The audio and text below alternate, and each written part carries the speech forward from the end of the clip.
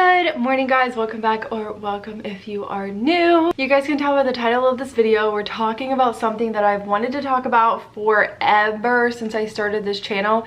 It's so like, it's like, there's a lot of information. There's just, my mind gets jumbled very easily. So I haven't filmed this, but today I tried to gather as many like pictures and documents, information as I could to try to keep myself in line. I have very unorganized notes.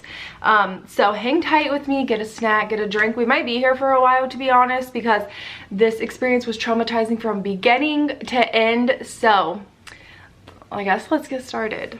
If you guys don't always follow me, I have had like a complicated like pregnancy journey. I had a miscarriage just of a single baby. Then I got pregnant with Landon and Logan, who are identical twins. Had them early. They were in the NICU for a couple of weeks. I didn't have my husband there with me. It was just, that didn't have anything to do with my body, but it was still just crazy. And then I fell pregnant again, and I miscarried that pregnancy as well when I went into the emergency room after sitting in the waiting room for hours and hours.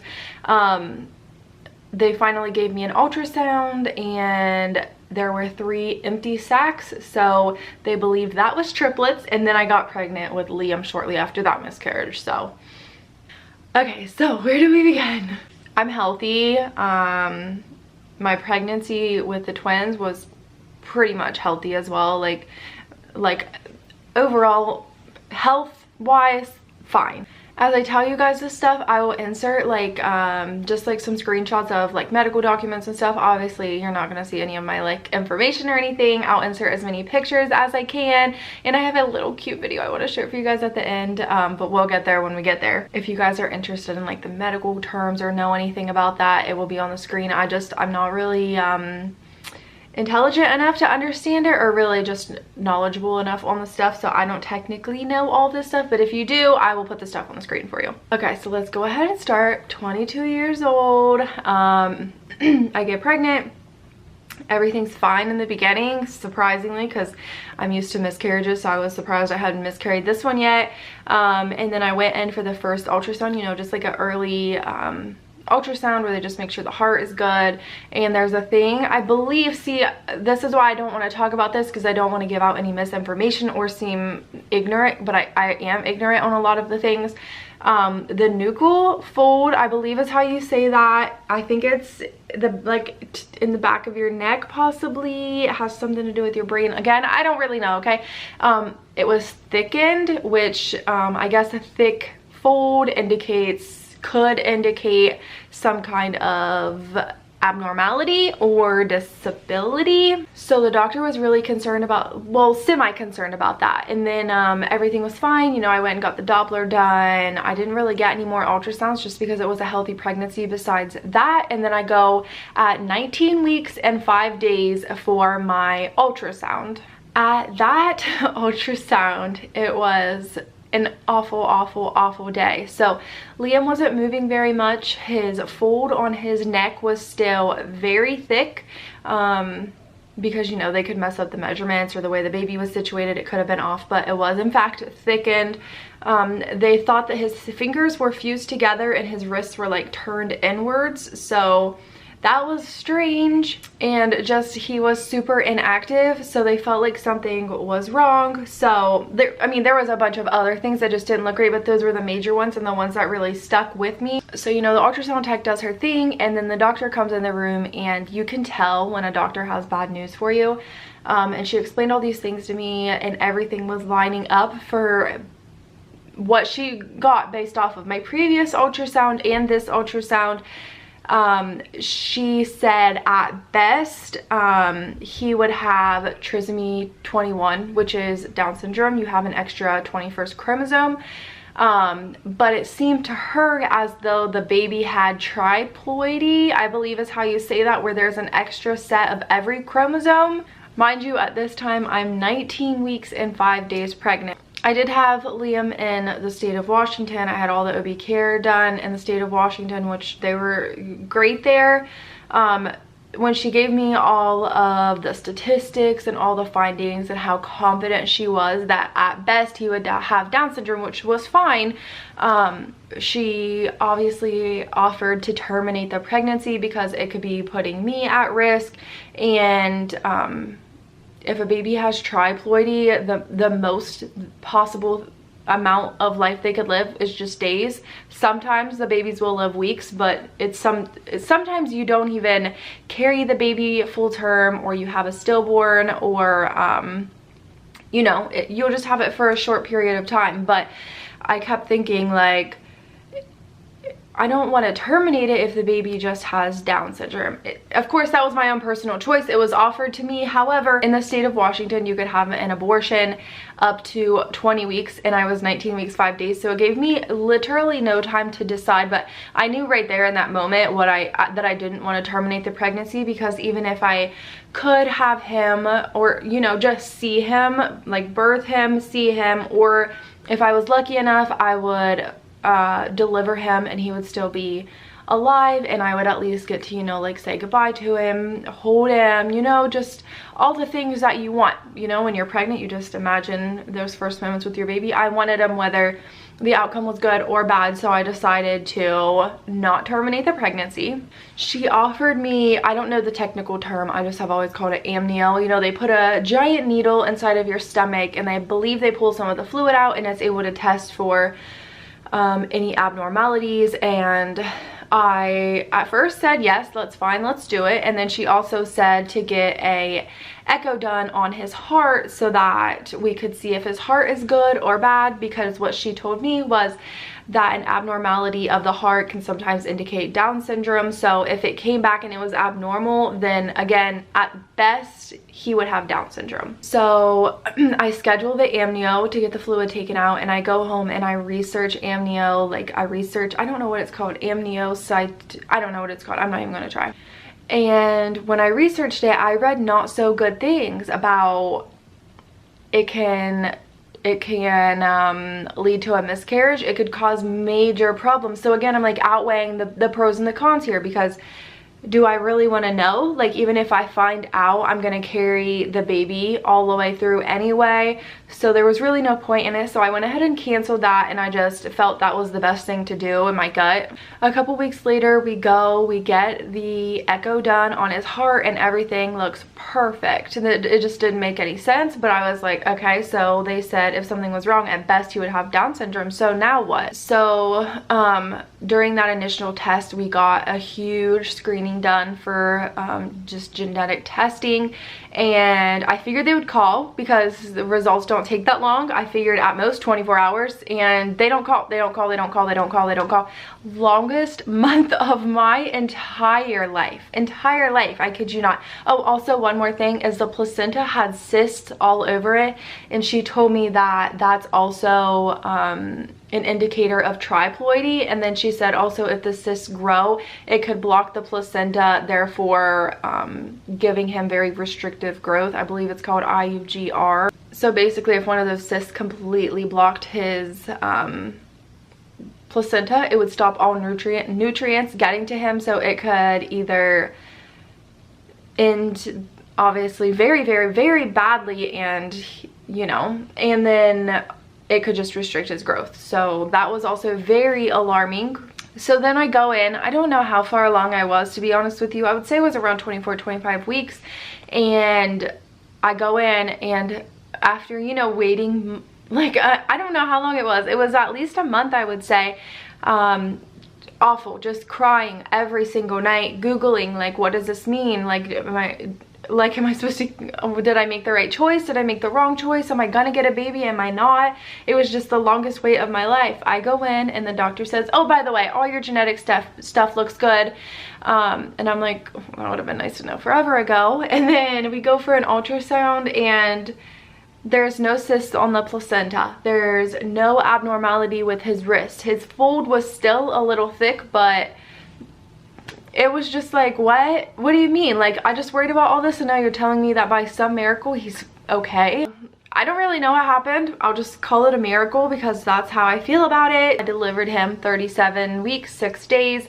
But before we get to that point, this is where the traumatizing delivery starts. I know we're like 12 minutes into this, but just hang tight. So I've never experienced any swell, like when I was pregnant with the twins, you know, you just swell up, but I never had like intense swelling of the hands. I never had any bad pain. I had a fairly easy pregnancy with them. They ended up being, the twins were 3'2" and 4'13", so they were tiny little guys, so it didn't really affect my body that much. Plus I was only 34 weeks when I delivered them.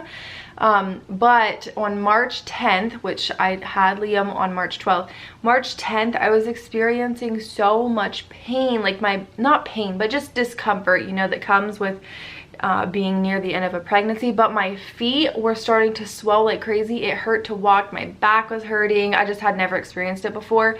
I'll insert a picture of what my feet were looking like. Sorry if you don't like feet, I'm sorry.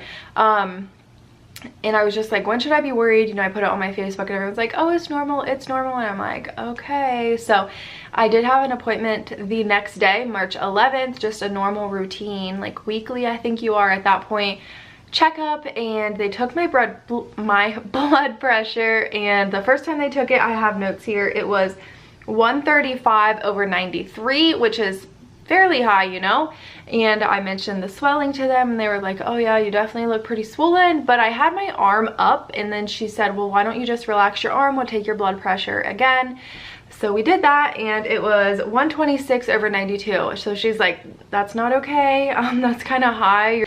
Basically you're near preeclampsia, so we're gonna have the doctor come and talk to you, but there's a chance you're gonna be having this baby today. And I'm like, oh god.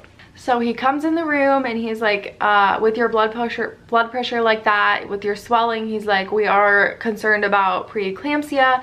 He said, so we can have this baby tonight. And I was just thinking like, oh my god, I'm not situated to even tell the twins bye or anything. I'm not ready for this, because you know, you always want to just tell everybody bye. Just, you never know what's going to happen. Delivering a baby is terrifying. So I just wanted to get everything situated, make sure I got to tell the twins goodbye, get them all like, just get everything ready. Like I didn't have a bag with me or anything. I was not prepared for this at all. I thought they were just gonna say swelling's normal.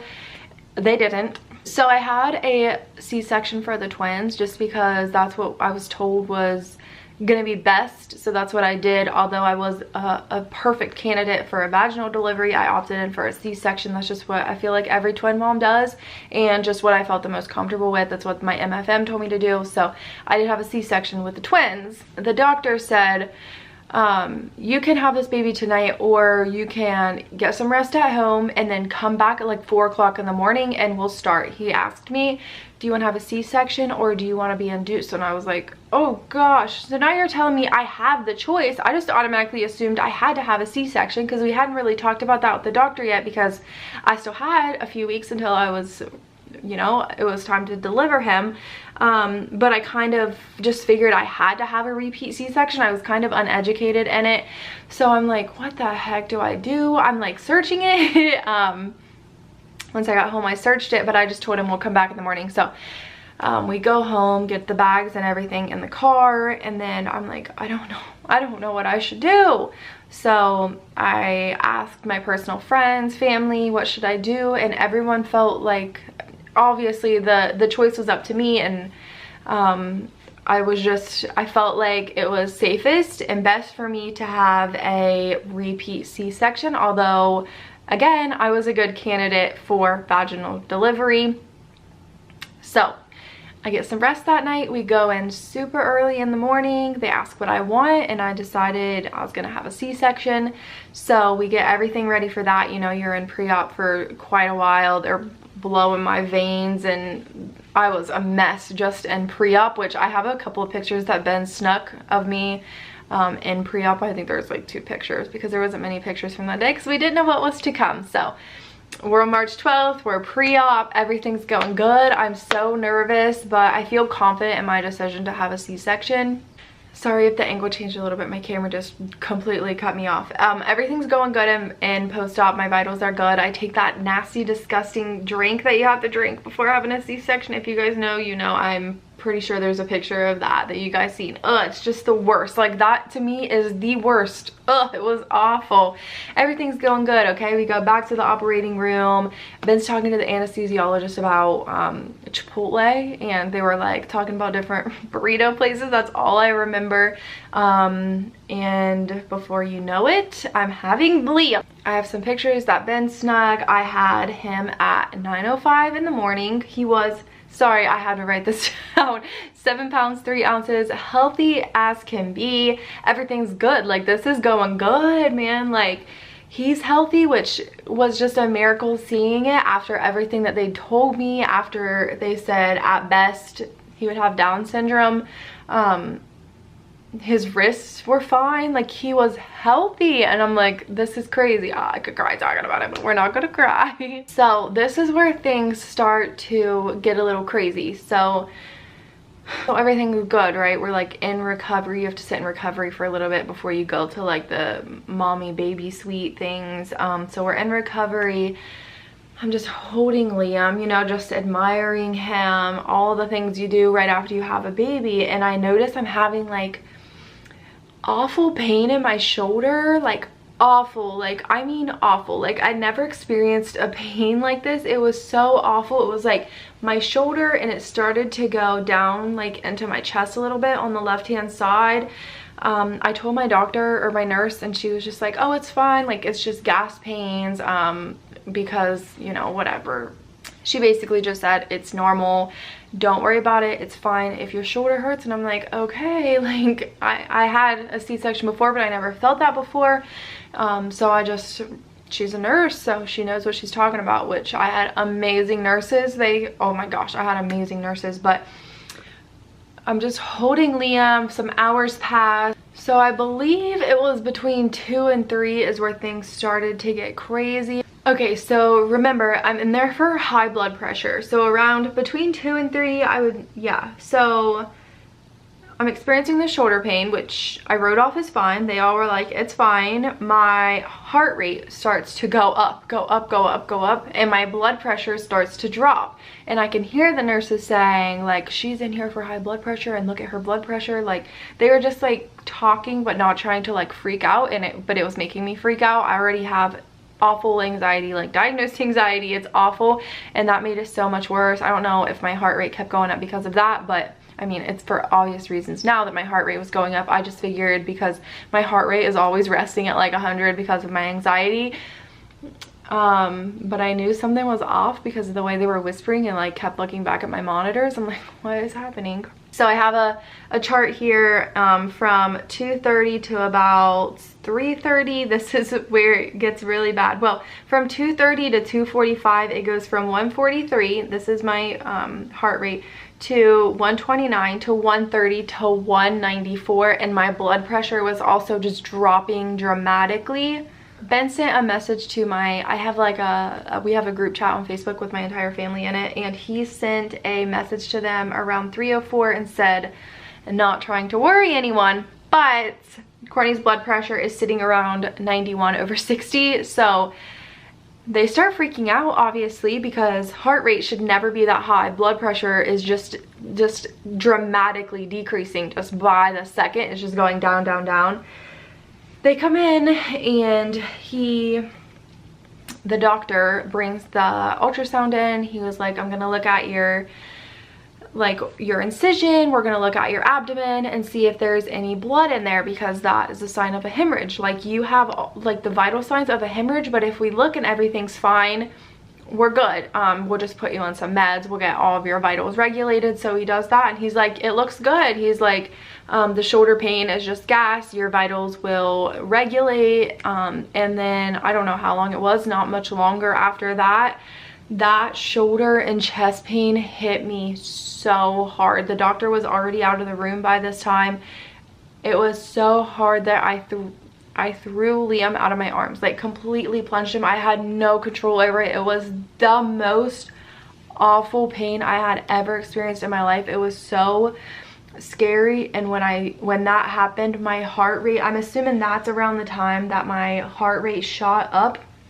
The nurses screamed for the doctors, And before I know it, Ben's holding Liam over in the chair and they run in, rush me out, and I am on my way back to the emergency room. I have time to tell Ben, Liam, love you, and Ben's like obviously like freaking out, like, oh my god. And the nurse was like, she's gonna be okay, she's gonna be okay. But neither of us knew it was happening because it was like within 10 minutes I was just told everything's fine.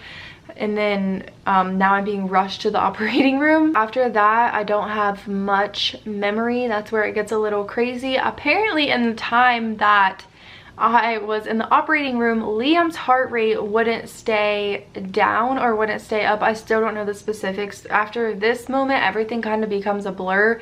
So he was in the NICU. So Ben just lost his wife. I mean, not lost, you know what I mean? Like, I'm now in the operating room and Liam's also being rushed to the NICU for his heart, which was regulated pretty normally after that. The only memory I have, I don't even remember being wheeled down to the operating room. I remember sitting in the operating room and they said, we're gonna take care of you, and I was out like a light.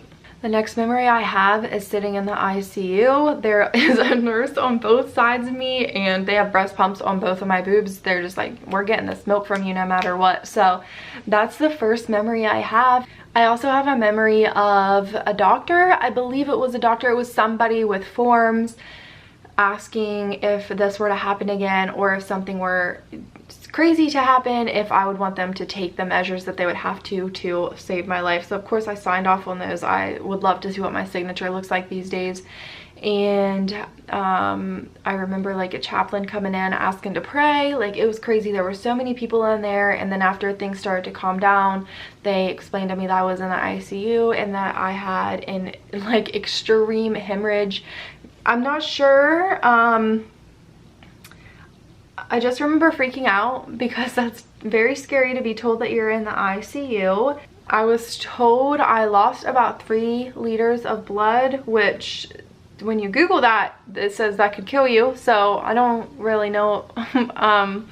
On here, it says that they found 2.5 liters of blood in my abdomen. So they explained it to me as when you get a C-section, there's, you know, 2 incisions. There's the one that's right on the outside of you, and then there's another one on the inside to get into your uterus to get the baby, and that one had come open on the right hand side, which I still get pain there all the time, and blood had just leaked out into my abdomen.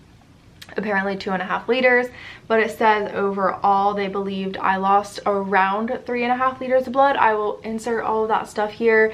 Again, I don't really know the medical stuff, but when you Google it, it says that that would kill you. So I'm not really sure if I'm just really lucky or I don't know. They told me, I remember them specifically telling me that I lost 3 liters of blood. I think the technical term is in this paperwork for what they performed on me. Basically, they had to get the excess blood out and then sew me back up or whatever they did to me, and then I got a transfusion, a blood transfusion. I don't know, maybe multiple blood transfusions. Guys, I really don't know. It's very traumatizing for me to even look at this stuff, and I know you guys are like probably thinking I'm making it more dramatic, but it was so awful. I remember being so scared for my life, because then you have the guilt of like, what did I do? Like, my body couldn't handle it, and now I'm leaving Ben with all 3 of the kids. I'm leaving the kids. It was terrifying to look on Ben's face when they wheeled me out of that room. He was like, this was his first birth because he wasn't there for the twins. He's probably like, also very traumatizing for him, but he just looked so scared and so sad. It's awful. And then that night I started getting those shoulder pains again and those chest pains again, but they assured me everything was fine. I felt so helpless. I remember sitting in there and telling Ben, it hurts so bad, it's so hard, and I just wanted to give up, and he just said, no, Courtney, you can't give up. I remember that. Like, that was like, because I didn't think those words would ever come out of my mouth, but I was just like, I can't do it. Like, I just want them to stop helping me.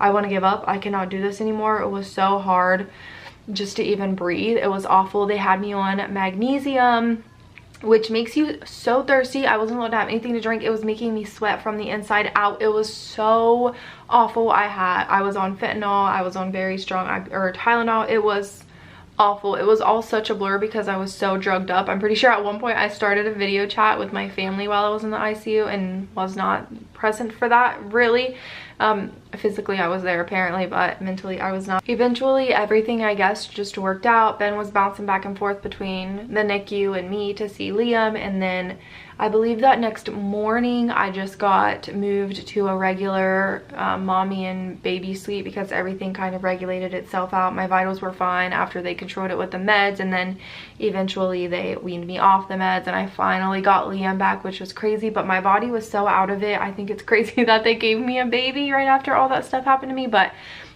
they did. I have some pictures of those moments after.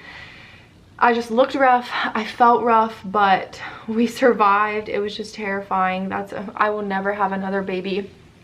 Also, I was so sick, like with a cold, that they were making me blow into that thing, like a, you know, you have to like suck up and move the ball up, and they were making me cough because I had a ton of mucus on my lungs. They had to scan my lungs, and I had mucus on them after not being able to get up for days. I was basically felt like learning to walk again was even worse, because just walking after a C-section is very difficult, but you're supposed to get up and do it as soon as you can, and I unfortunately didn't get the opportunity, so it was so hard to walk. I got so swollen from all the meds, but we made it out of there. The night of March 15th, I was hooked up to so many IVs, but finally they got it out.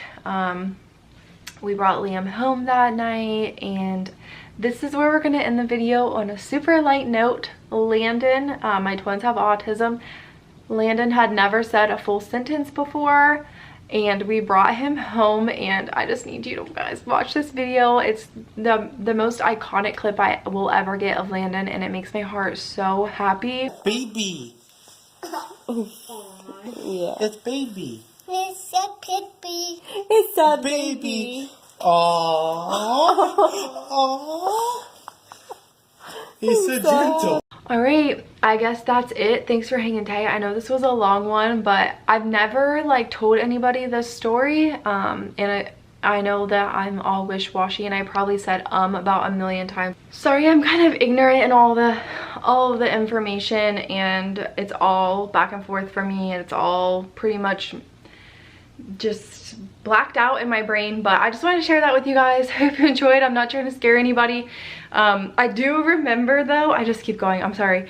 You know how you have to like sign your paper before you go into any surgery? You probably have to do it even before you deliver, before you get an epidural, before you go in an operating room. You have to sign a paper basically saying if you die, it's not our fault, you took the chance. I remember she didn't read the papers to me. She came in and she said, sorry, I can't read. I just went downstairs because I was trying to get Liam to end this video with me, but he's knocked out like a light. This is literally, I remember her saying something along these lines, not quote unquote, but I remember her saying, we just have to give you this information, but we're not going to read it super in depth because you are young, you are healthy, nothing's going to happen to you. And I was like, okay, signs. That didn't age well. Anyway, I guess that's my sign to end this video. Hope you all enjoyed. Make sure you subscribe. Stay tuned for future videos. I will see you guys in the next one. Bye, guys.